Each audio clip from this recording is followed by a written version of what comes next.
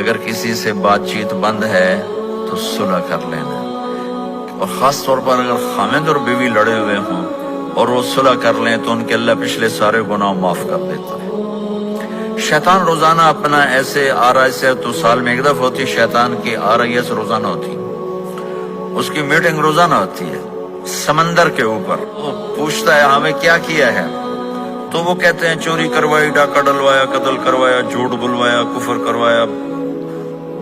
وہ چپ کر کے ٹھنڈا رسپانس دیتا ہے، ایسے ایسے کرتا رہتا ہے، ساتھ ہی کہتا ہے یہ تو کوئی بڑی بات نہیں، یہ تو کوئی بڑی بات نہیں۔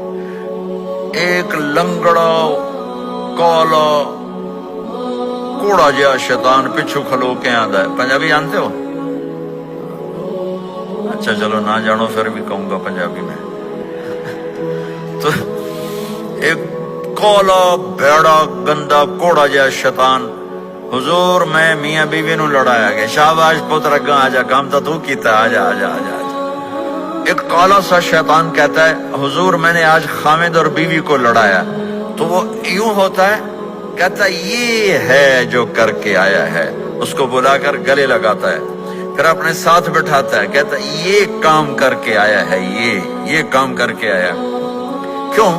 کہ اس سے پوری نسل برباد ہو جاتی۔ اس لیے میرے نبی نے کہا علی طلاق سے بچنا، جب طلاق دی جاتی اللہ کا عرش کانپ اٹھتا ہے کہ فیملی ٹوٹ جاتی ہے، نسل خراب اور برباد ہو جاتی۔